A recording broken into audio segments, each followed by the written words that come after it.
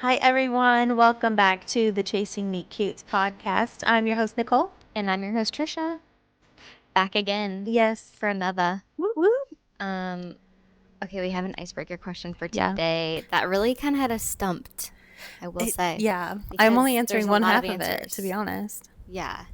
Okay, so we'll just jump into it. Mhm. But okay, the question is, which rom-com couple has the best chemistry and which one has none? Okay.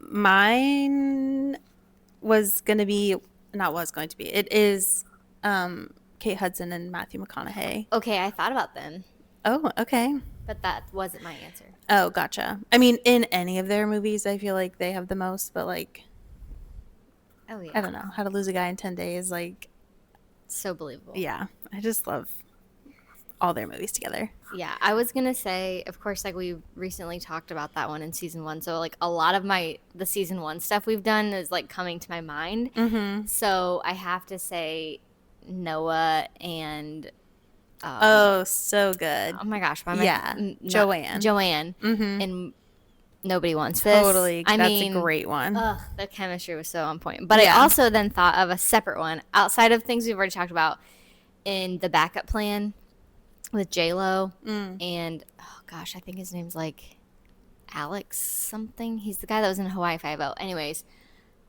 so good together. You've seen that one. I made you watch it like in the You last did? year. Yes. Oh, Where yes, she like yes, gets yes, pregnant like yes, through like yes. IVF Okay, and I then meets remember. the guy and then he's like totally on board. But they're, I mean, I forgot for a second. He's but I remember. very good looking. Yeah. Anyways, so okay, but then the worst or The like worst or what no did it say? It says chemistry? which has none. I'm like, I don't know if I can think of something where two people are intentionally supposed to be like the main. I can Right. think of like Sweet Home Alabama, like Patrick Dempsey. And Reese Witherspoon. but it's like They're not they're not supposed to. supposed to end up, so that makes sense. Right. But who that's supposed to be together is kind of like mid.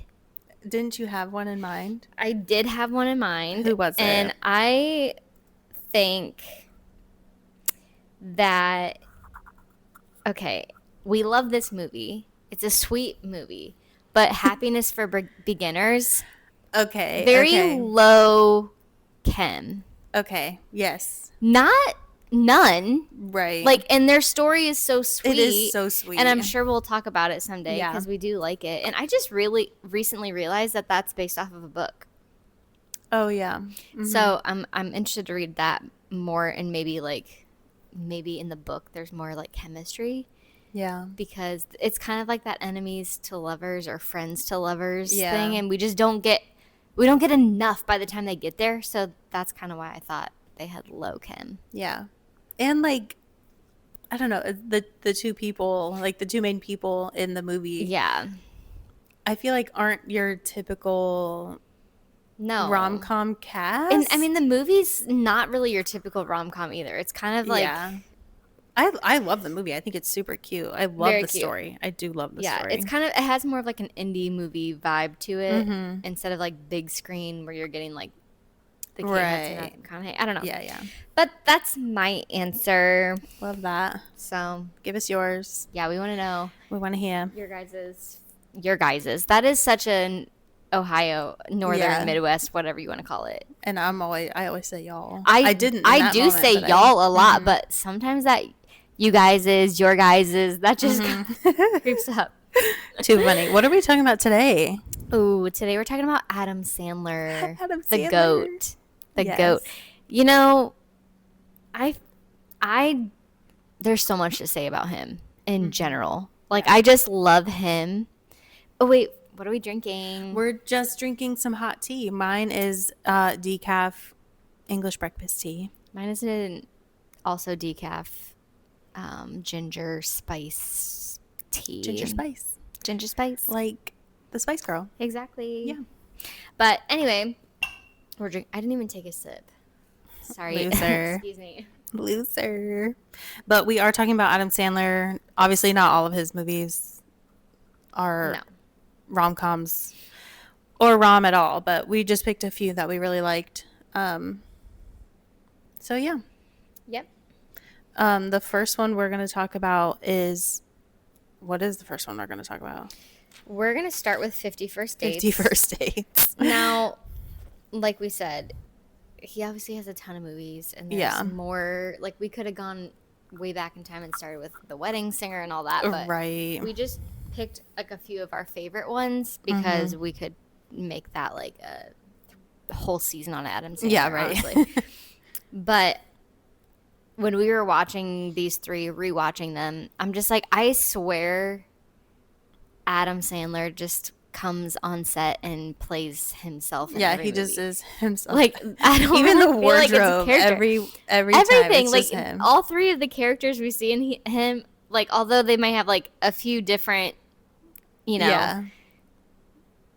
jobs and overall circumstances, his personality and the actual character and the humor, it's just Adam Sandler. It is. It's so funny. Yeah. But yes, let's talk about 50 First Dates. So I'm going to read a quick summary. Obviously, we all know about it, but just so it keeps us on track. So in 50 First Dates, Henry falls for Lucy, who suffers from short-term memory loss and forgets him every morning. Determined to win her over, Henry devises creative ways to make her fall in love with him day after day. It's a sweet, tropical love story filled with quirky characters, heartfelt moments, and plenty of laughs. That pretty much sums it up. Love that. But yes, we have Henry Roth and Lucy Whitmore. Henry is like the ultimate player right out of the gate. Yep. Total non-committal. Before situationships were a thing, this is what he was in. Yeah. Honestly, no, I take that Not back. even. He didn't even let it last that long. It couldn't even be labeled that. No. But he's a vet, and so we're constantly getting these cute scenes of him with walruses. I love the walrus. The walrus is so cute. And Willie, the little penguin. Willie the penguin is adorable. So cute, guys. But yeah, we see him like serial dating, and he just basically lies to these women, makes up the most insane, elaborate, crazy just lies to end the hookup or relationship. I don't know. Until he meets Lucy. Yeah, which is like kind of funny. All of a sudden, he doesn't want to do that. Yeah, it's like so immediate that he's just like not interested in the serial dating hookup culture scene anymore. Yeah. Like, it's very immediate. I feel like we should talk about their meet cute before we really even talk about Lucy or introduce her, because that's how we meet her is their meet cute. In the I forget what diner. what the name of it. It's some Hawaiian name. But at the diner, and she's just at her table, and he's at the booth, like in front of her, essentially, and she's just like building this waffle house, as she does, and he's kind of just like watching her do it and is very intrigued, and he stands up and brings a toothpick to her because she's like struggling to make this door stay on the house. So he goes over with the toothpick and like puts it in there to make it stay, like he a little provides the hinge for her door. Yeah, so that was really cute. He obviously doesn't know at this point that like he's just kind of having some genuine banter with her. They talk about, his hands and how they smell like fish because he's a vet. And she's like, actually, I really love that. And dad and brother are fishermen. It reminds me of them. And it's my favorite smell. And so they kind of have this like joke where he's like, oh, do you want to smell my hands? Like, da-da-da. And, they leave. They walk out. And he eventually was like, I think she was the one to basically ask him, do you want to get breakfast again tomorrow? Yeah. And he was like, sure. Like, same time, same place. Yep. Sounds good. And before tomorrow comes, that whole rest of that day, he's kind of starting to get in his head because he's kind of daydreaming about her. And something about her is just like really sticking out to him. Yeah. And he cannot shake the fact that he's like gonna potentially date a local. Yeah. Because all these girls he's hooked up with are just like on vacation. So here today, gone tomorrow. But that's obviously not the case with this girl. Yeah. So he goes back because he realizes like when he's on a date that night that he's actually not interested in having another hookup. Like he just can't get this girl Lucy out of his head. Yeah, and he basically like completely exposes his playbook, if you will, to the woman who's on this date with him. She's like, or he's like, sorry, there's not even alcohol in that drink. Like, this is just what I do to get you to come back to the room, but you're still, coherent. Yeah, coherent enough to sleep with me. And he just basically like lays it all out there and is like, I don't want to be this person anymore. Right. Which it is so sudden, like you said. It's like a weird change, but I think that's sometimes how it is for people. Yeah. When you just meet that person, you're just no longer interested in anyone else. So, or you might, and even, why was that so loud? I don't know. We rebuke this in the name of Jesus. Yeah. Whoever is in our home, spirits, get out.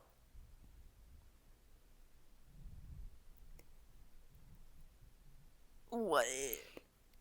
Did you not hear us? Get out. I mean, that's our neighbor upstairs. Well, but the first thing. But that wasn't the first thing. The grunts. Yeah. Literally. I'm not joking. And I know you guys aren't going to be able to hear it because of these mics, but yikes. Rebuke in the name of Jesus. Literally. Okay. Where were we? Oh my gosh. Okay. He's on the date. He ditches the date because he's like, yeah, I don't want to do this anymore. So we see him show up to breakfast the next morning. Yeah. He's there before Lucy. He's sitting at the bar. He sees Lucy walk in. She sits down, starts doing her thing. He sits down and immediately says something like... something about his hands or like... yeah, he says like, oh, my hands smell like fish, or do you want to smell my hands? Smell my hands? Yeah. I was thinking about you all day when I was touching the walrus or something. And she's like, okay, pervert. Yeah, like that's weird. Get out. And she like freaks out because she just, having a moment of... right. And this is the first time then we see her go home to her dad and brother and see kind of what her whole dynamic is like at home with the whole TBI of it all. Yes. But yeah, she has a bad day, or not a bad day, but just like an off day. And we see how the dad and the brother really have this routine of keeping her days identical, down to like her painting his like workshop every single day, which means the dad's also painting that workshop every single night. That's so crazy to me. Yeah. And I'm like, when do y'all work? Yeah. They don't think they do. Because she had referenced like they had gone out to, fish for 2 months at a time or something. So yeah. But I mean, yeah. And Henry like obviously wants to pursue Lucy, but her dad is like not about it, just because obviously the situation is unique, and how can you add someone into that picture when the situation is what it is? So I think he knows like how difficult it's going to be, and he's probably assuming that Henry doesn't really like, you might think you want to pursue her, but like I don't think you quite understand the severity of what this is going to be like. Right.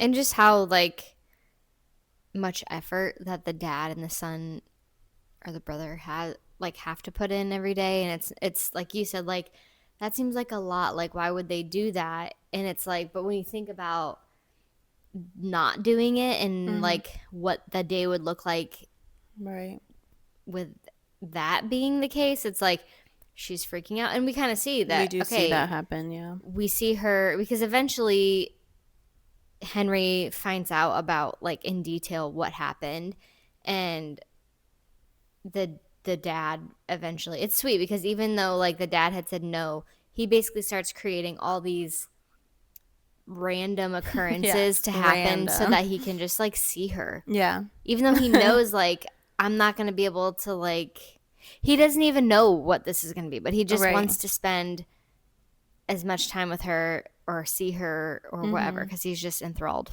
Yeah, because he's like, if she remembers me for the entirety of today but forgets me by tomorrow, like today was still worth it kind of thing. Right, because at one point when the dad is finally like, what's in this for you? Like this is our life, our situation. She's never going to remember you. Like this is we don't even know what her life's going to like quality wise what it's going to be like. And he's like, an hour a day with her is worth it. And so when she has this bad day and she finds out Henry's there and they kind of introduce her to him as like her boyfriend or like the guy she's dating, and she's obviously like thrown off by that because she has no clue, no memory of him. But I think this is like the first time we've seen Henry's pursuit take it to the next level, where he takes the file, creates this tape for her, and brings it the next morning for her to watch. And it doesn't like sway him at all. No. In fact, it just like I think encourages him more to definitely pursue. Yeah, I mean, so at the end of that first day, she even says like, hey, I don't want you to like strike out tomorrow, so like maybe bring up lilies, like they're my favorite, like I'm a sucker for lilies. And so it was sweet to see that as like I think something for him to be like, okay, this could work, like it's gonna be weird, it's gonna be difficult, but like I think I can make this work. And so then we kind of start seeing them have all these first date moments, and they just have such a sweet banter. I mean, really, obviously it is, the two of them have been in so many things together. They're friends in real life, they love each other. It's not hard for them to display great on-screen chemistry, as we all know. But it's so sweet because on one of the dates Lucy asked Henry like, do you love me, or have you said I love you? And he was kind of like maybe slightly taken back, but his answer was so pure and like, I don't know. It was just, he said something like, love is a very loaded word, but I wake up every day and I, can't wait to see you, or whatever he said. And he goes, so yeah, I love you very much. And I'm just like, that I love you very much. It just, I love you very much. I'm sorry. So like, that is the most you could ever want. So precious. And it was so genuine. In the moment. But yeah, so then we see the montage of all the first kisses. And of course she has her classic line, nothing beats a first kiss, or, whatever variation of that she would say. The next thing that I have written down is like when they eventually like hook up, sleep together and do married people things.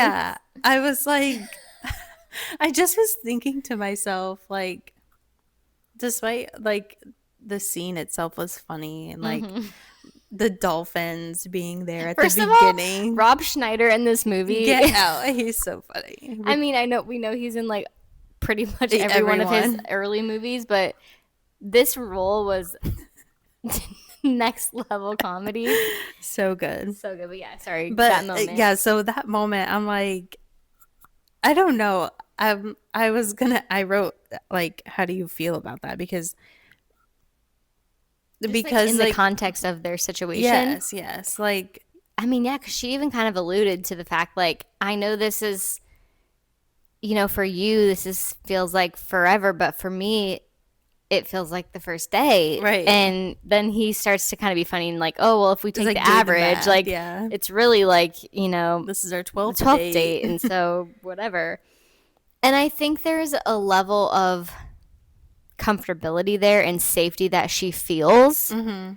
So, I mean, of course, this is outside of the context of like our personal beliefs, because yeah, I don't think they should be sleeping together Right. unless they're married. But in the context of this movie and their relationship, I think as I was watching it yesterday, of course, I know nothing about like whatever diagnosis she really had, but I couldn't help but wonder just like how muscle memory is applied, because like I'm wondering if like when she did kiss him, if she felt like, I feel like I've done this before.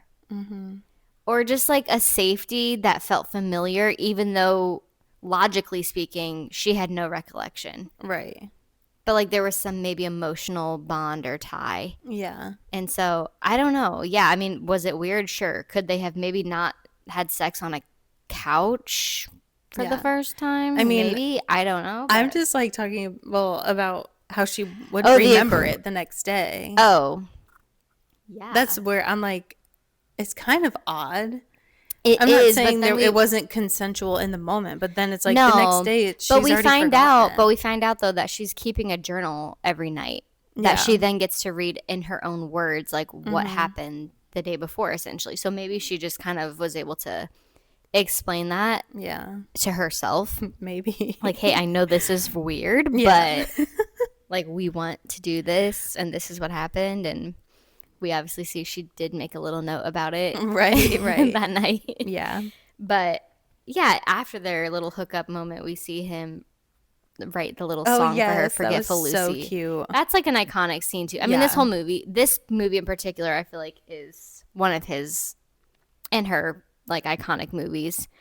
And just, I couldn't help but wonder if like Adam Sandler just like riffed this entire thing. Like, oh yeah, I'm sure part of it was written, but that's just his shtick. Like his thing is just to like write little songs. Hand me an instrument and I'll just write it. But it was so sweet. It really was. And we then see I wrote this down too because multiple times she had kept saying, why didn't I meet you one day before the accident? And there was one moment when she said that to him and he just looks at her and was like, you always say that. And I just think like it's just his way of like acknowledging that, like he also wishes it too, but just his love and care and adoration that he has for her. Like it's just, it goes far beyond just like a boyfriend and girlfriend falling in love. Like it's a different type of love story. For sure. It's so But cute. that night we see them laying in her bed together. And he, you know, he's like, don't fall asleep. They both have their eyes closed. They're trying hard not to fall asleep. And she's like, I'm not falling asleep. I'm just closing my eyes. Like, and he says, will you marry me? Yeah. And she said, of course. And he just says, don't forget about me. And then they fall asleep. That was so cute. And he said, don't forget about me.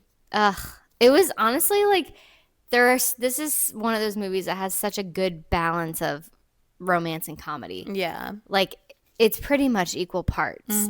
And yeah, it was so emotional on so many levels. But Pardon my yawn. Pretty soon after, the next thing I had written down was just kind of the breakup conflict moment. Yeah. I don't know if you had anything before that. Yeah, well, I just had that, like, he mentioned to her dad and brother about him, like, postponing his plans to go on this trip, this research trip or whatever it was for walruses. Right. And, like, he postponed it because of Lucy. And she kind of, like, overhears that conversation. And it, like, kind of, like, I wouldn't say broke her heart that he was doing that, but she felt like I don't want you to have to do that for me. Right.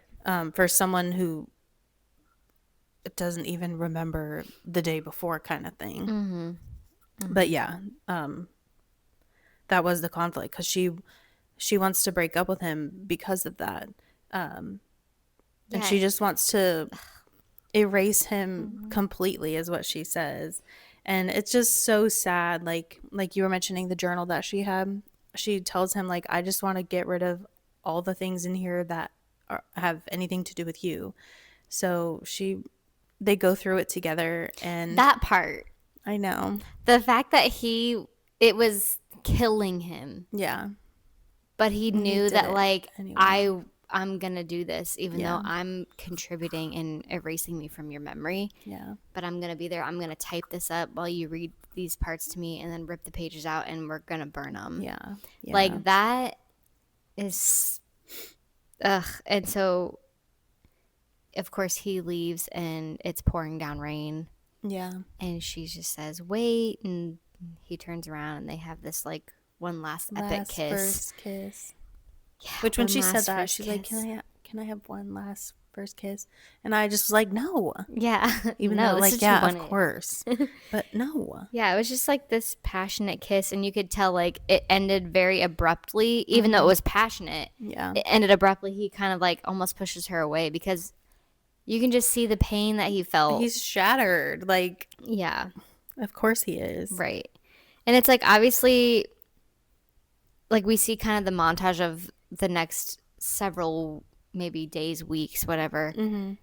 Probably weeks, if not months, of life looking differently than what it had been. And there was even a part where he, like, shows back up at the house and he's knocking on the door, and you can't hear dialogue, but you can assume that he's asking the dad to see her or asking about her, and he's just like, no, she doesn't want that. Like, I'm sorry. Yeah, not a good idea. And then we really kind of see him get ready to set sail that day, and his dad shows up, or not his dad, her dad shows up, and the brother with whatever Spam and Reese's from the cafe or diner, and also a gift, which ends up being the Beach Boys CD, which we didn't really even talk about that being one of her things. Like, Lucy, the dad, one of the main reasons the dad agreed to, like, let Henry even attempt this whole dating relationship is that every day that she had seen Henry, she put on this song while she painted. And of course, that's, like, the iconic. Yeah. The meme. What meme?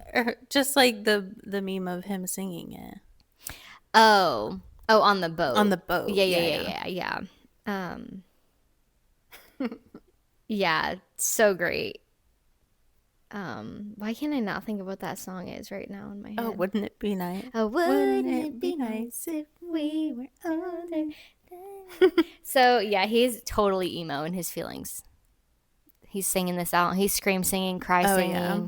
Just on the boat, like. Yeah, it's rocking back and forth. Yeah, but he just has this, like, epiphany, like, because he's singing this song, and he just has this epiphany, like, wait a second, like, she only remembers me when she's singing. And he just was like, she remembers me. So he just, like, is this her way of telling me that, like, she actually does remember who I am? Yeah, so he whips that boat around. He do. And goes back to, well, I guess he finds out that she is actually in the facility now.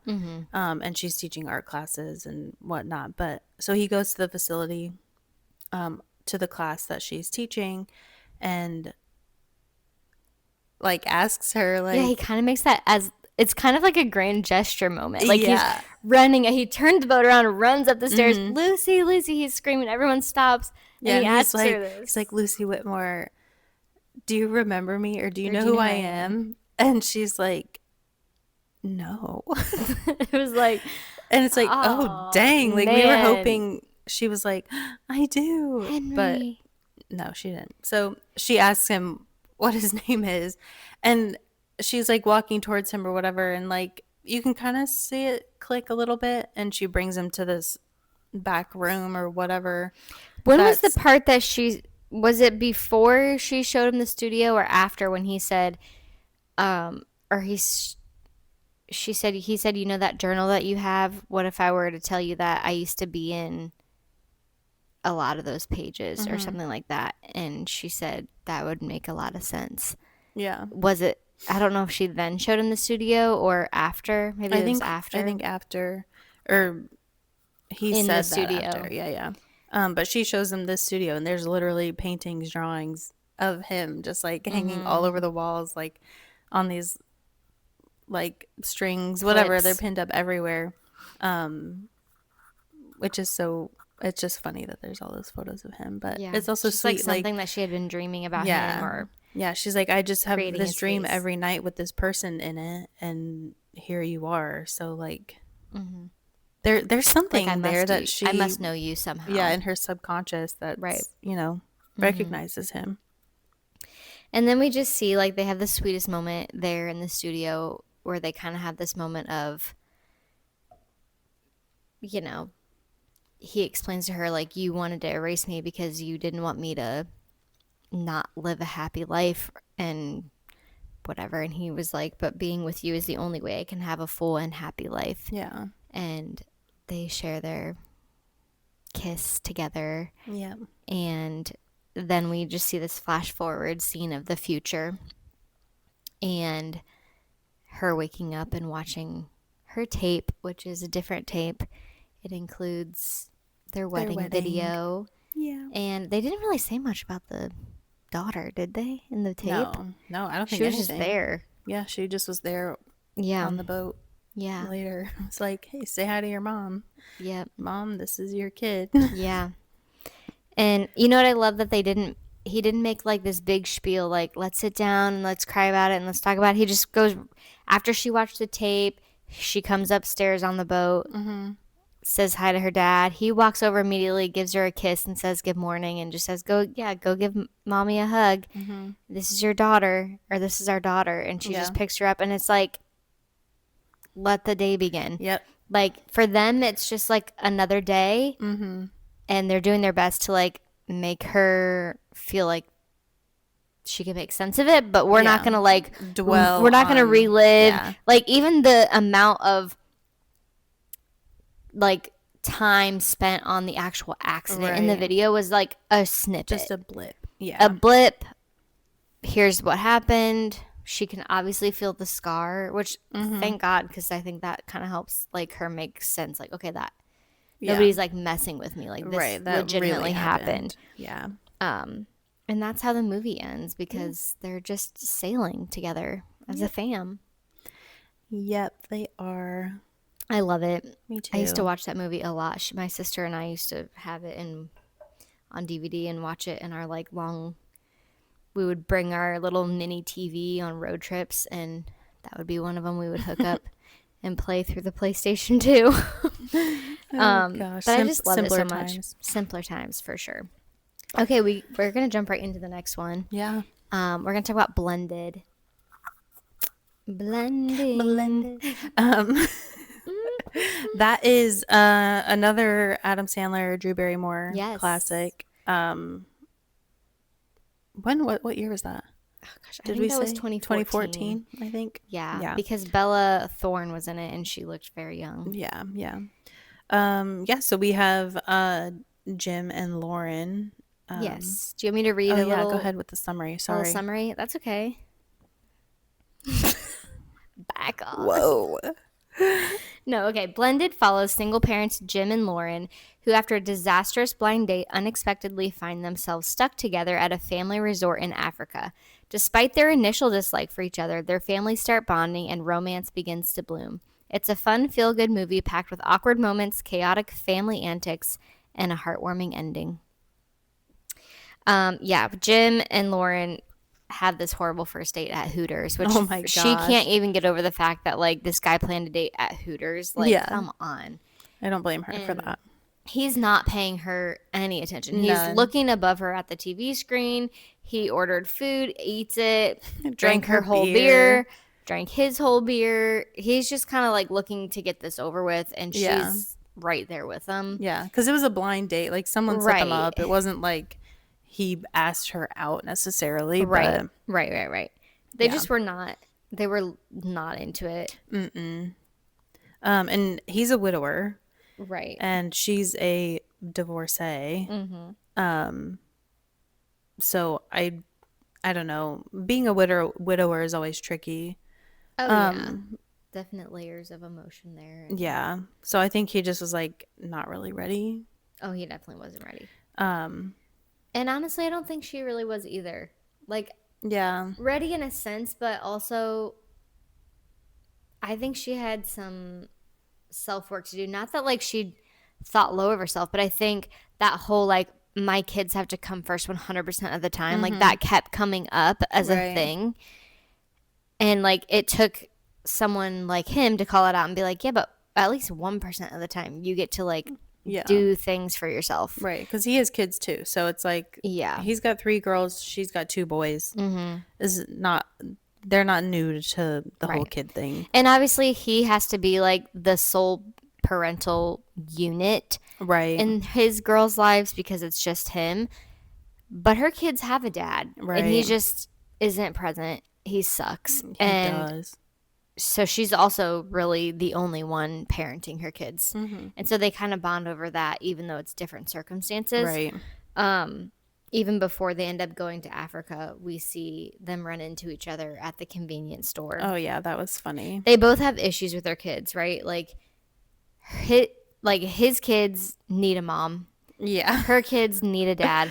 Like down to the basic things. Like he doesn't know how to buy his daughter tampons. Like he doesn't know what he's shopping for. I was gonna say all of them dress like little boys because like that's just, and he works at Dick's Sporting Goods, so like that's where he gets their clothes basically. They're all wearing like tracksuits and khakis, like khakis, golf shirts. Like the one little kids. girl, they all have like short hair. Yeah, they go to a barber. The barber that's cut their dad and grandpa's hair for years. So the poor girls, they're like getting to the point where now at least the oldest daughter is like, I want people to know I'm a girl. Right. She plays basketball and like people don't know that she's a girl. Right. And like there were several times where like someone came up to her and called her sir or like bro or dude or whatever. Yeah. And she's just like, we see this clip of her like in the bathroom like trying to stuff her bra and like she wants to be a woman. Like she's going through, she's obviously on her period, so she's like gone through or going through puberty, and she's interested in boys and she's interested in fashion, but there's only so much she can do with her dad only shopping for her at Dick's Sporting Goods. It must have been before Carrie Underwood had her cute line there. Yeah, it must have been because he was only shopping in like, I don't know. Yeah, but the moment at the store, at we the had drugstore, to mention her son is having some. Her son. I don't even know his name. I mean, it's Brendan. But the whole movie, he just annoyed us in general. But he's looking at inappropriate magazines and doing inappropriate things and frankly saying he's inappropriate a freak, things. Honestly, he's a freak because not only did he have the centerfold of a magazine, which that's one thing, he had his babysitter's face cut out and pasted on the top of the woman's face. Weird. So anyway, Lauren goes into his bedroom. She's like collecting the laundry and finds this centerfold under his bed, and she rips it up and has this realization that they had just earlier in the day had a conversation about respecting each other's privacy. So she's like, oh crap, like I'm not respecting his privacy, I have to go replace this centerfold. So anyway, she goes to the convenience store at the same time that Jim is at the convenience store trying to get tampons for his daughter, and they are useful to each other in those scenarios. She helps him pick out the right products for his daughter, and he knows exactly which magazine that centerfold came from. So yeah, and they're both like, I'll buy this, you buy that. That way each of us don't have to be embarrassed about our purchases. One thing I wanted to say before we get too far into it is his littlest girl, Lou, sweet angel. There was a moment where I think maybe he was like putting her to bed or something, and she had asked like, what do you miss the most about mommy? And he just said, which I thought just was the sweetest thing about just like his heart. He just said, the thing I miss most is getting to tell her how much I loved her. and are getting to say I love you or tell her I love her. And I'm just like, that is like the sweetest thing to say you miss about her. It's not like a physical thing. It wasn't something she did for you. It was like you getting to tell her that you loved her. That is precious. So sweet. But anyways, so he's just clearly, it's also hard because I think even though maybe he's not ready in his own right, his girls at this point still like are struggling with that, especially his middle daughter, Espen. Espen. ESPN. And she's like really struggling with letting go of her mom and talks to the mom and saves a seat for her at the table for her mom and like really is sold on the fact that she can see her mom and her mom is still there. Yeah. And he clearly like doesn't know how to handle that, and he kind of just like lets her do her thing and plays along. And so yeah, the mom's presence is still kind of alive within their family unit, but in like different ways for each of them. Yeah. And I think the other girls like miss her obviously and want to talk about her, but they also want someone for their dad, and they also need someone for themselves. Yeah. And so yeah, I think the whole Africa trip is where we see them really get to fill in the gaps for each other. Definitely.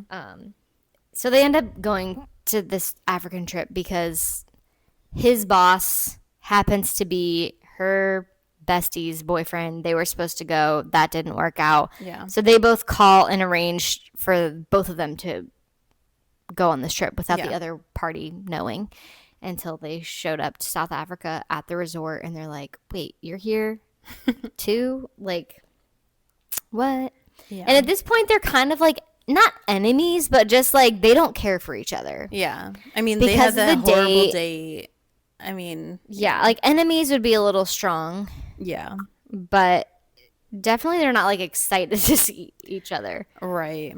So they're obviously sharing like this big suite that has 2 rooms, and they're supposed to be sharing the couple room, but that's not going to work out. Yeah. So the whole thing at this Africa trip is about blended families. Right. Because his boss was becoming a blended family, supposed to be. Ultimately they do. But anyway, this whole thing with the Africa trip is that there were a bunch of couples and families going to, I don't know, be better blended. Bond. Yeah, just like bond together. Like a convention of sorts. I don't know. But anyway, that's that. The first like real moment I wrote down was when Lauren takes Lou to the bathroom. Just because she like tells her dad like, oh, I have to go to the bathroom, and I don't know if he like didn't want to take her or whatever, but Lauren's like, I can take her. It's like no big deal. Well, she asked, can she take me? Yeah. But she's like, yeah, it's no big deal. I can take her. So she takes her to the bathroom, and they just share like a sweet moment because her makeup is like a disaster. I don't even know. It was supposed to be a cat, and he really made her look like Jack she said, Skellington, like she's basically. Literally crying, saying, "I look like the Walking Dead." Yeah, so she fixes her makeup, and it's a super cute moment. But that little girl was such a good actress. She really was. She was. You could tell cute. she just was like so jazzed to. Oh yeah, be doing what she was doing. She looked familiar to me, but I don't know why. We say that about everybody. We do. But anyway, while she's taking Lou to the bathroom, Jim is watching the boys, or Tyler specifically, the youngest. And they're doing like some ostrich riding thing. And of course, Lauren's like kind of upset that he's doing this because it's dangerous. But again, it's like a father-son bonding moment. Yeah. Like these are the things that the guys get to do. Right.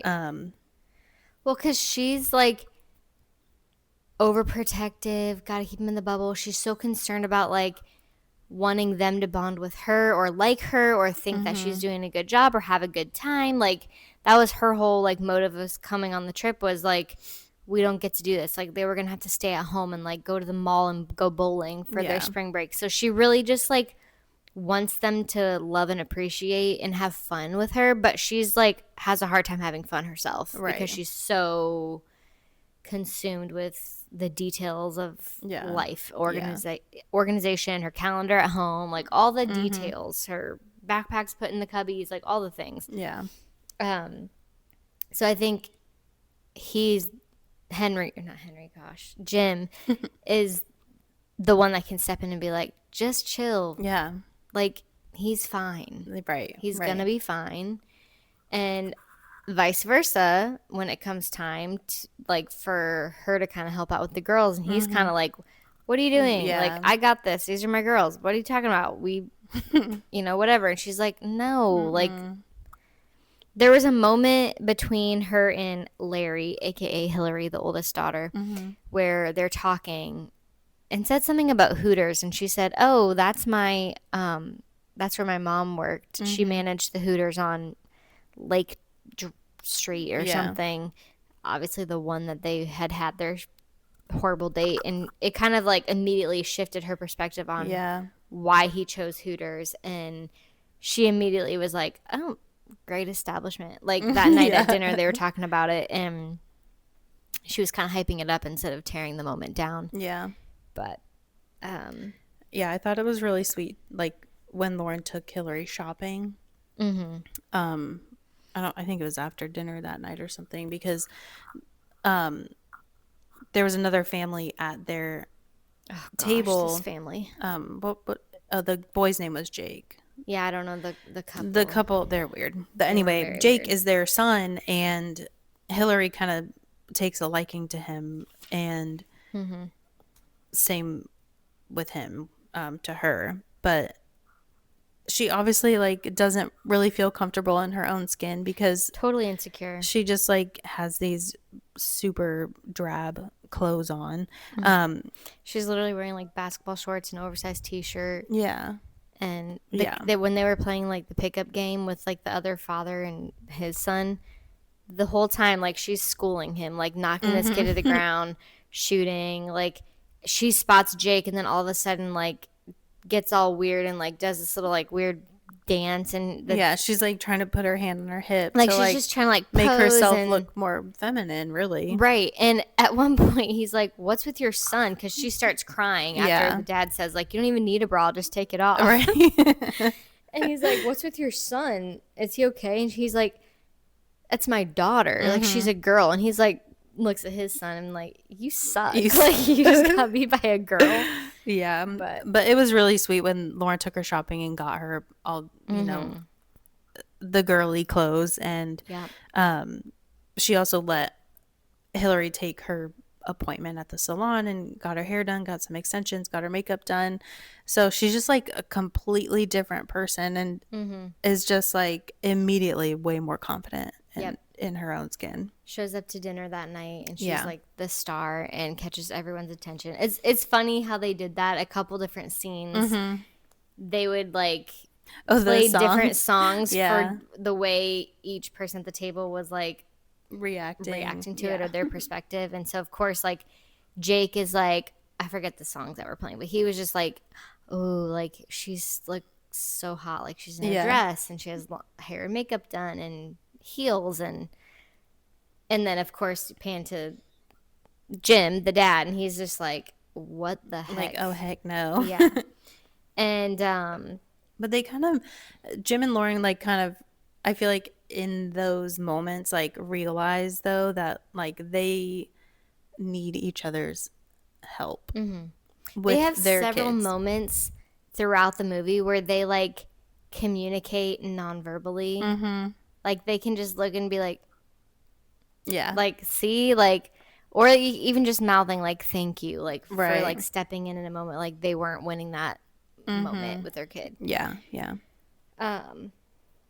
So yeah, I think we kind of see the two of them kind of grow this dynamic of friends to maybe more than friends when the overnight safari situation happens. Several different things. Again, this is supposed to be like for blended families. Everyone else is under the assumption that they're a couple. Right. And so they have a bunch of these like couple activities planned throughout the whole time there. So one of the nights is like this weird couples massage thing. So bizarre. And it's very bizarre. It's like a class. Like there's an instructor leading, like, do this and touch their shoulders and rub their earlobes and all the weird stuff. And it's obviously like weird, but they're bonding during it because it's weird, but they're also connecting. Like she makes a comment when he's massaging her shoulders about how she has schlumpy shoulders, and he's like, no, you don't have schlumpy shoulders, like you've got nice shoulders or something. Like just like the little bit of like maybe like, oh, I'm insecure about this, and he like immediately reassures like, no, you don't, like they're good, they're fine shoulders, like nothing to worry about. I loved the moments after that whole massage night with the kids. Lou is like adamant that Lauren puts her to bed. And they just share the sweetest moment. First of all, she tells her dad, like, no, you're not, I want Lauren to put me to bed. I don't want you in here. Like, we need our time alone. So she kicks him out. But she basically, like, Lou is just like, can you rub my head so that I have sweet dreams? And so sweet. And Lauren's just like, she's the mom, so she gets it, obviously. And then she asks her to sing a song, and she's like kind of trying to figure out like, oh, what song should I pick, or what song should I sing? And then she starts singing Somewhere Over the Rainbow, which I think was the song that their mom would sing to them. So that was very, very sweet. And the other two girls, the other girls heard it too. Heard the song, and so did Jim. And everybody just kind of like came to this realization, like, oh my gosh, like, we love Lauren. We love her. We need her in our life. Everyone very, very cute. Was emo. Jim like just had tears in his eyes. Out there. So did I. And of course, like she comes out and she's like, okay, like have a good night, like good night. And he just like does something so stupid, like to scare her. And he's like, I'm sorry, I don't know why I did that. Like you can tell he's just kind of like. I just want to know what him and his wife are like. I know. Like I'm sure he's just the same like that too, but I don't know. We do see another moment of Jim coaching Tyler, her littlest boy, again, with how to, like, he is playing baseball, he strikes out most times and just can't control his anger, gets so frustrated and has like a meltdown at the plate. And he's having this moment of teaching him how to control his anger and have confidence when you're at bat, and like teach him how to hold the bat, even because he doesn't know, really. Like because his freaking dad is a loser and like refuses to practice with him when he asks. And let's be honest, he don't know how to hold a bat either. No, he definitely don't. Jim does. He's doing all the sports. Then in the next moment he's boxing with her oldest son and teaching him how to be a man, and you don't have to just like piss and moan, I think he said. About anytime you get upset, like, because he does. It's very annoying. And it's like he has the worst voice. I mean, he's just probably going through puberty. But like, it's very froggy, tinny, something, right? But I love those coaching moments, like just for him as a dad. And it's like, of course he coaches his daughters too, but like he's actually getting to coach a boy, and he does it so well. Like he's not like getting mad at him for missing the ball. Like he's just like encouraging him while also being like still kind of stern, I guess, but not putting him down. I forget what it was, but he was like, at some point he was talking to one of them and he said like, no matter, get out there and go do it, like no matter what, you're a good man, or something like that. And it was just kind of this like, not this like participation trophy mindset of like, there's never going to be any losers. Like it wasn't like that. It was just like, hey, try hard. We're going to teach you the skill to be excellent. But like if you mess up, like it's not the end of the world. Right. It's fine. And I wish more parents would have that mentality. Like I think especially when it comes to sports, it's like, I was always raised that like you need to learn how to be a good winner and a good loser, because you're gonna lose sometime. Yeah. And it's not that, like, we want you to lose, and it's not that you should just be like, it's just a game. Get out there and have fun. Like, strive to win. Try to win. We want to win. Right. Winning is the goal. Yeah. Always. But the reality is, like, nobody wants to play with a sore winner. Like, that's even worse than a sore loser. Yeah. So my dad always tells me that I was a sore winner. A bad loser. Oh, a bad loser. Yeah. I mean, it sucks to lose. I'm like, I don't remember that, but I don't know. I didn't play enough team sports, like, organized, to really know that, but I am very competitive. I think too, he was even nature, talking about, like, if we would, like, growing when I was little, like, playing board games or something. Oh, yeah. He was like, you were such a bad loser. Like, I feel like that was more my sister. Yeah. I don't feel like I was that bad of a loser. Like, playing soccer, I don't think I was, but it's because you never lost, probably. Okay, I definitely lost a ton. Maybe your team did, but you probably still scored. Oh, that's maybe true. There it is. I had a great game. Yeah. But Jim is really good at this. Like, obviously that's his thing. Yeah. And so, yes, like you said, he couldn't coach his girls, and my dad coached us in our sports, but there was certain things that, like, my mom needed to step in, especially as we grew up. Like, it began to be like, okay, this is a mom conversation, and this is a dad conversation, and this is a either parent conversation. Right. And so they're kind of experiencing that with each other's kids. And that night at dinner, she comes down looking fire in her dress. And again, the song montage plays. And Jim is just kind of, like, taken back. Like, wow. Because he's just, like, very complimentary of her ever since the safari thing. Like, he's just, like, they're no longer, like, agitated with each other's presence. They're just welcoming whatever moments. They had the little, I don't know what that was, little not kite surfing, but, like, what do you call that?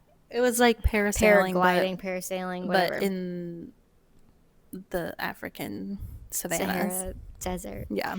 Yeah. And so they have some moments together, and it was very cute at dinner. They kicked all the kids out. All the adults start dancing, and they're sitting there together, and he kind of reveals that he has something planned for them. And it was a little date set up. Mofongo or whatever. Yeah, I don't know. I don't know if that's his name. It's something like that. I just love that he kept saying, my bad. My bad. Like, every little whatever stupid thing. When he would pronounce the last name, Lollipopoulos or whatever. Right. Yeah, he comes over and is like, oh, we have your whatever experience, your stargazing experience ready for you. And it was funny when they were walking out there, she was like, oh, like, this is probably where the boss, Dick was his name. Oh, this is probably where he was going to propose to Jen. And I think that was her name. I don't know. Couldn't tell you. I think so. But anyway, it's shortly revealed that it was actually Jim who planned this. It wasn't part of the itinerary Dick previously. Yeah. That was very cute. It was all cute. Jen Friedman. Yeah, because he said when they sat down, he was like, this was such a sweet moment. Yeah, he said, I just wanted a do-over because, like, that I could do better than that. Like, that wasn't me. I can do better. That was so cute. Yeah. It was just so cute. Yeah, right after he said, I'm better than that, they kind of had this back and forth where they almost kissed. And then he stopped. I don't know what happened. He just, like, had a moment of panic. He just said, I can't do this. I'm sorry. So sorry to do that to you. And she didn't have much to say in response to that. And she just eventually gets up and walks away. And we don't get much more of their dynamic, and in Africa until we see them all back at home. Yeah. And he, like, has immediate regret. Oh, yeah. Like, he's at home talking to his girls about it. And, the oldest daughter is dating the guy who lives in Vancouver. So they're on FaceTime and they're all talking. And they're like, I miss her. Like, yeah. Why don't you just, like, call her? Like, yeah, I've you never guys had a connection. Seen you look at someone like that and the way she looked at you. Like, right. It's It was obvious, undeniable. like, yeah. Right. And he said, like, well, what am I supposed to do? Just change our whole lives because I'm in love with her? So cue him driving over to her house to confess his love to her. He shows up with flowers. He's dressed all nice. And who comes to the door? Homeboy. Her stupid husband, Mark. Yeah. And he's the worst. He's, number one, a cheater. Number one. Then he's totally taking advantage over this moment. Yeah. With Jim because he's jealous. Totally. And when she gets home, he tries to be all like, oh, let's get back together. He tries to go in for a kiss. He tells Jim, like, oh, well, we decided, like, we're going to try and work this out. Right. So Jim's like, oh, crap, like, I guess I got to go. Yeah, he's like, I didn't know that. And he's totally a man of integrity and leaves, unfortunately. But also very heartbroken and just kind of like, ugh, this sucks. Yeah. But he does have the most precious scene with Espen after that, when he's like, I was like tearing up almost. Seriously. He walks into her room and she's asleep, not really asleep. And she says, Dad, Mom, I was talking to Mom tonight and she said she's got a lot of things to do and that she might not be able to, like, be around as much. And he's just kind of like, okay, well, hey, like, you never have to lose her. And she just starts breaking down. This little girl is such a good actor. Yeah. She's like, she says something like, I just don't want her to disappear. And he's like, she's never going to disappear. Yeah. I'm not going to let her. I'm always going to be here with you. You always have her right in your heart. And she just breaks down and runs and gives him a hug. And then she said, I miss her. Yeah. And he was like, I miss your mom too every day. Like, and she's like, the best. Yeah. She's like, no, I mean Lauren. And then he just picks her up and gives her another hug. That was so. I just love how they handled that whole thing, because I think that's kind of like, could he have definitely taken his daughter to therapy? Yeah. Maybe they did and we just didn't know that, of course. But aside from that, I loved how they he didn't push her with that. It was like, yeah, clearly I know that this isn't going to be a good long-term solution. But like, it's also pretty fresh and she's going to have to figure this out. And so I'm just going to, like, ride this out for a minute. Yeah. And also I think it was because he didn't know what to do about it. Right. And ultimately it kind of worked itself out. That's what I'm saying. It's like, I'm glad that that's how it, even in the movie, like, I'm glad that's how they wrapped that up. Yeah. Instead of being like, oh yeah, we're just going to have. Yeah. Like, I'm 35 and, like, I still, think that. Right. That wasn't going to fly. Right. And so we see the final scene in the movie is the baseball game for Tyler. His dad doesn't show up. Classic Mark. And such a loser. But you know who did show up? Jim shows up. Tyler's at bat. He struck out twice already. Yeah. Jim and the girls show up. And they're just like, let's go, Tyler. And Jim's just, like, kind of running over, so he's close enough to, like, coach him through this last pitch, get basically. Get your stance right, get your arm your elbow up, like, give him the stink eye, all the things. And that was just so precious. And he hits the ball. He hits a home run. Yeah. He hits a home run. And it was great. So great. Yeah. And then they have a moment where they're talking at the fence with each other. Yeah. And they clear up the whole misunderstanding of him, of them getting back together, her and her ex-husband. And she's like, no, that's never happening. Yeah. What are you talking about? He's like, oh, okay. So, and they kind of have this moment of, like, I think it's one of those times, I think I'm ready now for, what I want. Yeah, and she's like, well, what do we want? And he's like, you know what we want. And they have this moment where they kiss at the end. Yeah. But she fakes him out, just like he said. I don't think I can do this. I don't think I can do this. He's like, what? And he's like, are you serious? And she's like, no, I'm totally joking. And she just like wraps her arms around his neck and they kiss. And that's how it ends. The end. They're a happy family to this day. Yes, they are. So cute. 10 years later. Love them. What do we got next? Later. Okay, the last one we're going to talk about is Just Go With It. 2011. Jennifer Aniston. Yep. Jen and Adam. Another classic. They have so many together, too. Yeah. This is a genuinely great rom-com. Yeah. Like, start to finish. So, in Just Go With It, Danny ropes his assistant, Catherine, into posing as his ex-wife to cover up a messy lie he told his new girlfriend. What starts as a fake family vacation in Hawaii turns into an unexpected romance as Danny and Catherine realize they might actually be perfect for one another. It's a lighthearted comedy full of misunderstandings, funny kid moments, and a classic Sandler-Addison charm. Aniston. I was like, who's Addison?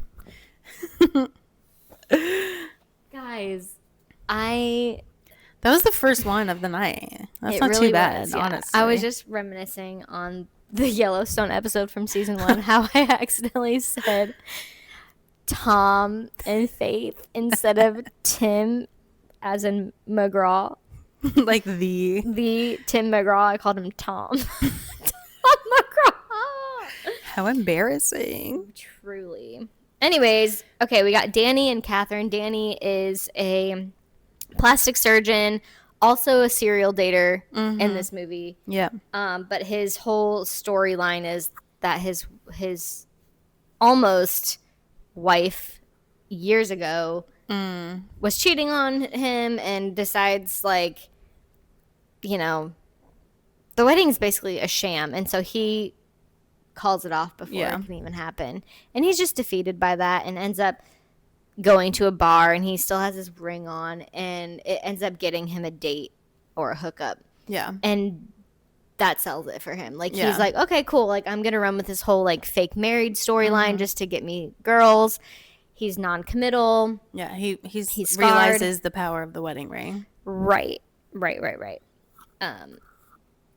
So Catherine is his office manager / assistant, and they're very close. They've known each other for years, and they can have a good time together in the office. They're like, they've got some crazy, like, botched patients showing up. And, but Danny ends up meeting this woman at a party and really having a real connection with her, falls for her. They end up sleeping together, and she realizes the next morning that he's got a wedding ring, like, in his pocket or something. Yeah. And so she calls him out on it. She's like, you're married? And of course he's not, and he doesn't want to have to go with that, but he's got to, like, run with it at that point. He's got to just go with it.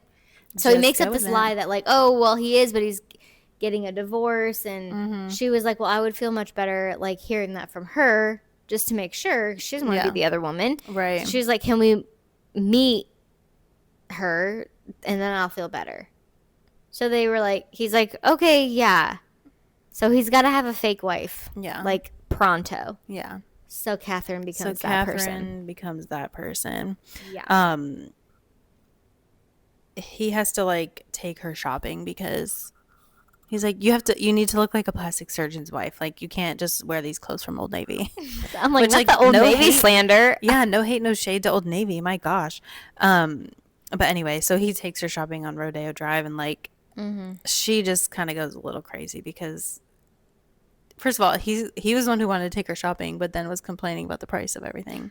I'm like, first of all, you're going to Rodeo Drive and you want to look like you have a trophy wife. Exactly. So what are you thinking? Exactly. So anyway, she gets a ton of stuff. She shows up to this lunch looking fire. 10 out of 10. Of course. But anyway, she's really into this character of of his soon-to-be ex-wife. She gave herself the fake name Devlin for her, like, arch nemesis from her sorority in college who, like, she could not get along with. Yeah. Literally started calling number 2s for her kids Devlin. Like, I got to go take a Devlin because she hated this girl so much. Yeah. So that's what she was channeling. She's channeling this, like, insufferable sorority girl. Yeah. Yeah. So at this lunch, I don't even know how the subject of the kids came up. When they were leaving, after everything was fine, they were leaving for dinner. The kids were with a babysitter, and as she was getting in the limo, her phone rings and she answers it, and her kid's having like some sort of meltdown, That's right. and so she has to go into her real life mom mode. Yeah. And all of a sudden, they overhear this conversation, and she's like, "Wait a second, you guys have kids?" It's like a detail people need to know about. But yeah, so then the kids get roped in Yeah. to the whole fake marriage family situation, which is so funny. I loved that component. It was so funny. The two actor kids too were great. Both of them were really. Yeah, and what's her name? Bailey. I don't remember her last name. Oh yeah, Bailey Madison. Girl. Yeah, she's so young. She's gone on to do so many things. But yeah, she is very young and such a good little actress. But very good. Anyway, they make this whole deal of like, I'll give you $50 a day or whatever it is. Yeah, she wants to do these acting schools, so she like talks in a British accent and like all the things. Yeah. It's just funny. What do you have next?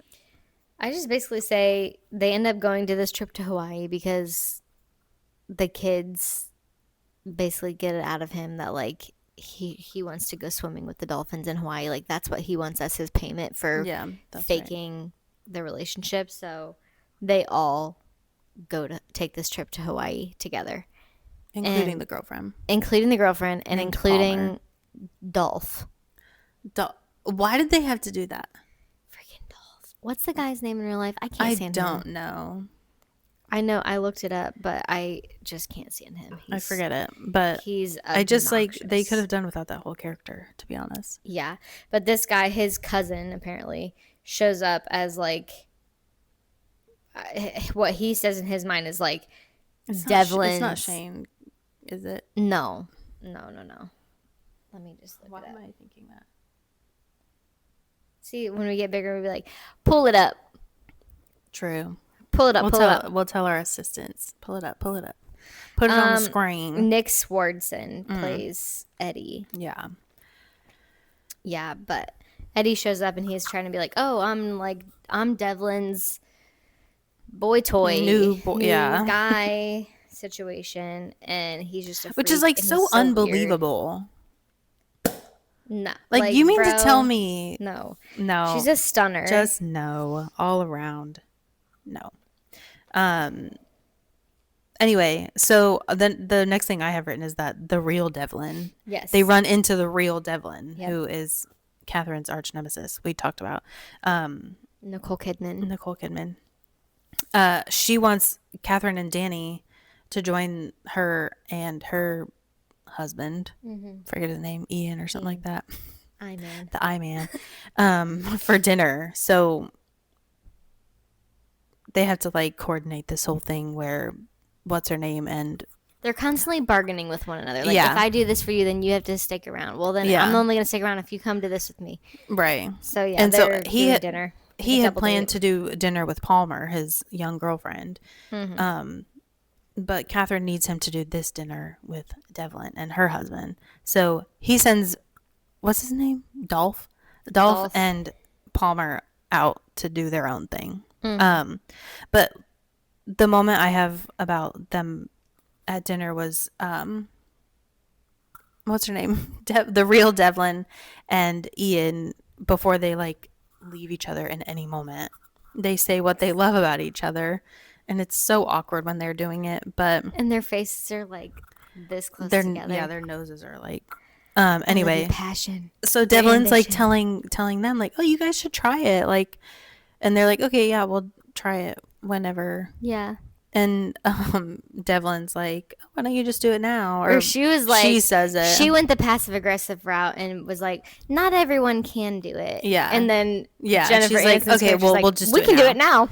But it's like in that moment we see their real feelings about each other come out. Oh yeah. And they're actually genuinely telling each other so good. What they love about each other, and it is so cute. It's oh my gosh. She's just saying to him how she loves his sense of humor. She loves how like deep down he's got like the biggest heart ever. Yeah. And But what he said to her was like, I know this. Oh my gosh, he the was last he was thing just he like, I said. love that you're the only person I've never lied to. Yeah. Like, I don't lie to you. I trust you. You're the person I trust more than anyone. Mm-hmm. And your smile, like, I just love your smile. And He goes when we're on in about it. surgery, I just can't stop thinking 20 more minutes and then I get to see that smile. And like, I love that my day starts with that, your smile. And the whole time they're just like locked and like nobody else there, exists. nobody Oh, else it's so good. matters. And they're just kind of like realizing in real time, Yeah. oh wait, and like at this point too, we've seen like her and Palmer have this moment at they're both getting a massage and she's kind of asking about Danny and yeah. It's So hard many to keep them characters. straight. And they're all three of these movies are set in tropical Yes. tropical places, so it's Exactly. like hard to keep them straight. But she's telling him like all these details about Danny. Like she knows him. Yeah. Knows Yeah. everything about him. His favorite snacks, is the way that he does things. Like I don't know. And so at this point when they're like having that moment of expressing their real feelings, I think it's just like, sure, we knew that we had like we liked being around each other. Yeah. Like it wasn't like they hated And we're each like other. friends. We're friends, but like maybe there's something more here that we need to explore. Right. And yeah, then they have this whole moment of the night where the girls get pulled up on stage and Devlin is just like, she has to win everything. She has to be the center of attention. Crazy. She's Mrs. One-Upper. Yes. And like Catherine wins this the dance competition fair and square based on applause. And at the last second, Devlin literally like flashes the audience her underwear. Yeah. So that it becomes a tie. And she's like, well, what's a tiebreaker? Tiebreaker. And they play this funny coconut game. Coconut smoochers. Yeah, you have to get the coconut between your mouths without using touching your hands. Yeah. And Danny and Catherine end up winning. And you could just tell, like, once they got that coconut to their mouths and then like they were declared the winners and the coconut falls, you just know they wanted to kiss so badly. There was so much tension and desire between them two, like after that night, like just conversations on the way, like they definitely want to kiss. You know, they're walking through, they're having like conversation like on the walk back to the room, but when they get in front of the door and they're just like talking with one another, and he literally was like, yeah, that's a shame, like that coconut got in the way. Yeah. And I'm like, hello. Oh, what else? Oh yeah, because like she mentioned too about like the other doctor that she was like gonna go on a date with. Yeah, she mentions that like he just went to lunch with her, and he was not cool with that. But she mentions that he's like gonna open a practice in New York City, and his other assistant's like not going. So he asked me if I would go, and she was like, "Oh, like I'm maybe considering it," and you can just tell that Danny is like, not over my dead body. Yeah, he's like, no way, like you're not doing that. And she's like, no, I'm not doing that.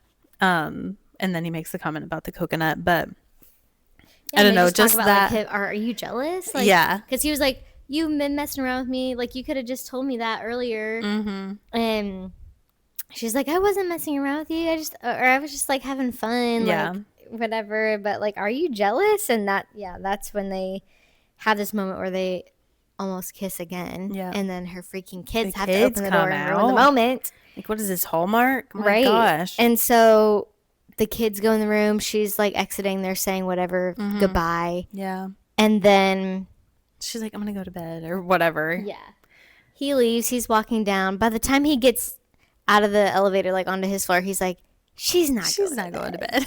And he runs back up. Yeah. Except for he gets interrupted. Yeah, only to run into Palmer and the goat guy. Dolph, the sheep guy. The sheep guy, sorry. Coming out of the elevator.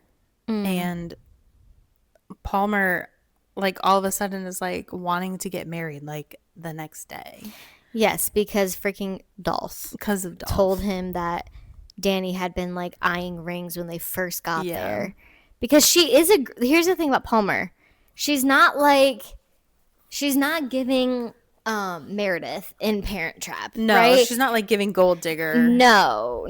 She's like no hate, no shade to Elaine Hendricks. No, but she's just like truly like a great girl. She's caring. She's great with the kids. She's respectful of the ex-wife. Like she really wants to be the best person. So when Dolph tells her that, hey, he was looking for rings, she's like, I don't need a ring. Let's just get married. Do it. Like, let's not wait. Actually, let's just do it tomorrow. I don't care. Yeah.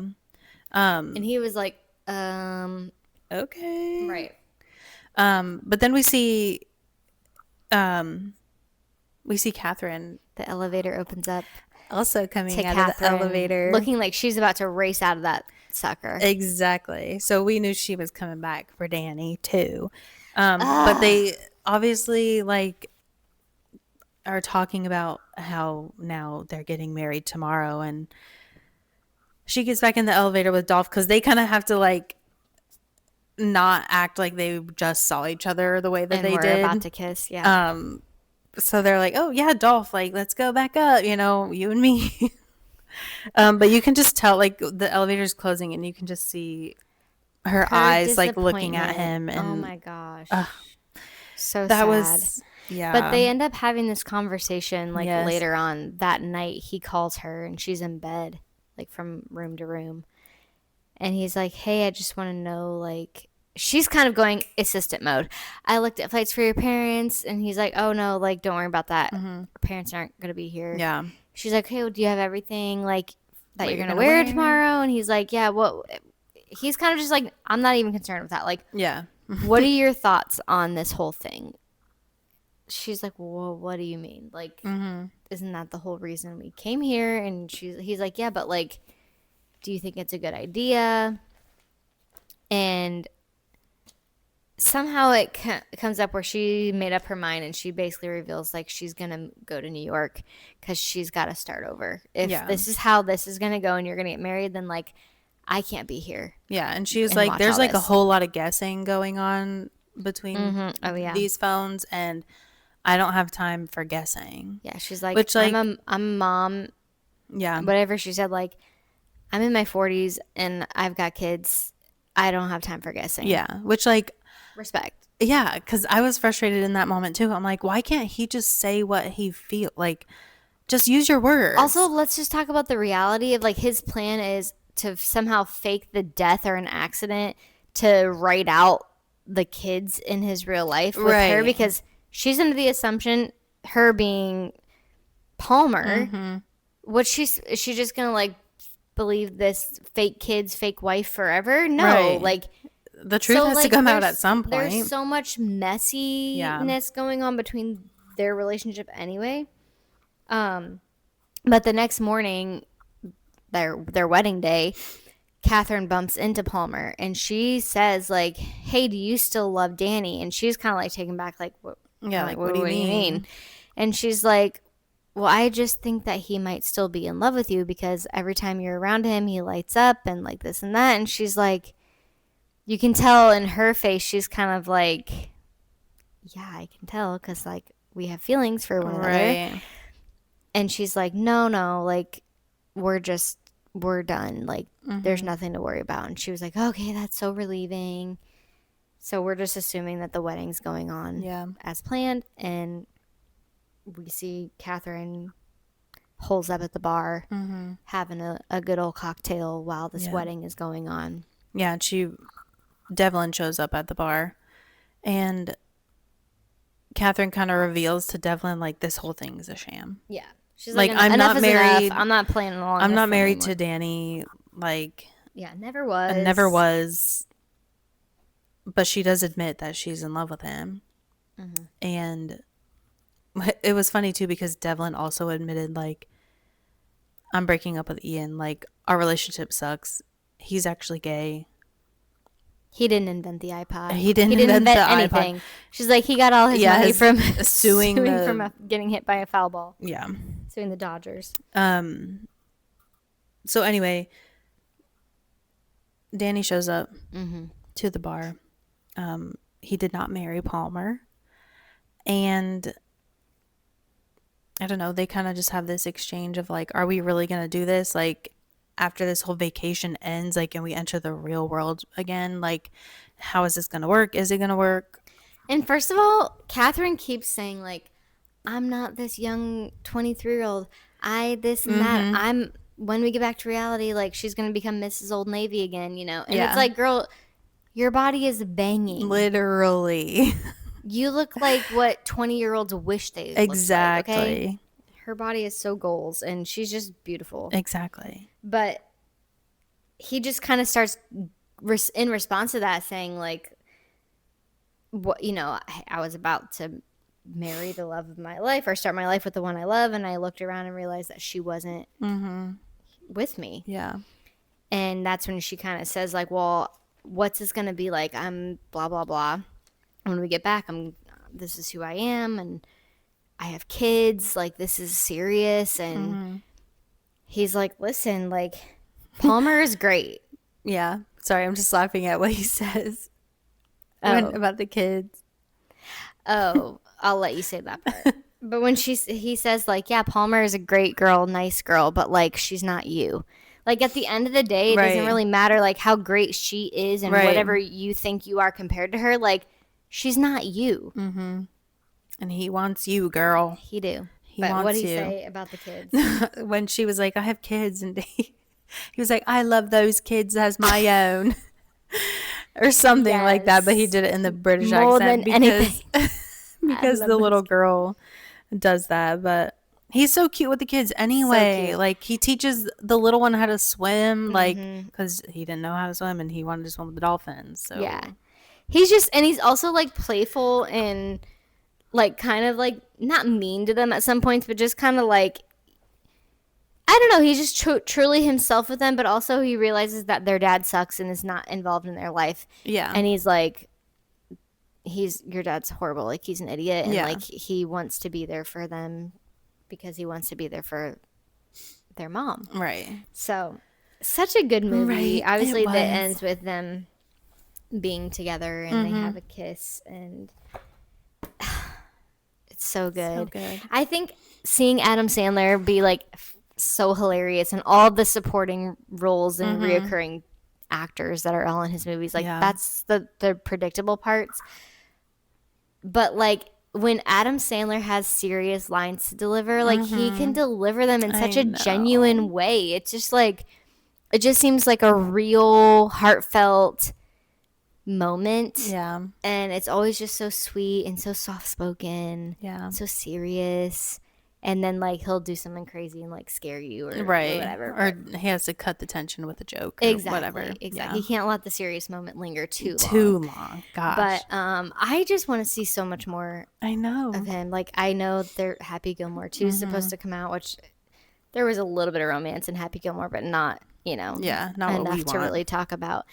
But I heard Drew Barrymore kind of mentioned, she had some guests on her show, and in it they asked about, would you ever do another Sandler movie? And she's like, oh yeah, it's gonna happen. Like, we've already talked about it, just like trying to figure out what and when, and like, so just I love this. Like, he's not afraid to be funny, and a lot of these movies are from the golden age of like, you could do comedy with kind of like no rules without a fear of cancellation, and it's just it's just so good. Yeah. It's so good. So I wish we could do if we had a comedy podcast, we could talk about all his movies because there are so many of them. But those are the 3 we talked about today. They're goodies. I know this is a longer episode, so thanks for hanging in there and listening. But let us know your guys' favorite Adam Sandler movie. I'm just saying, I said your guys' again. No worries. And don't forget the icebreaker question. Oh, yeah. What was it again? Rom-com couple with the most chemistry. Yeah. And the least. Yep. All right. Well, until the next one, guys. Catch up with you later. Bye. Bye.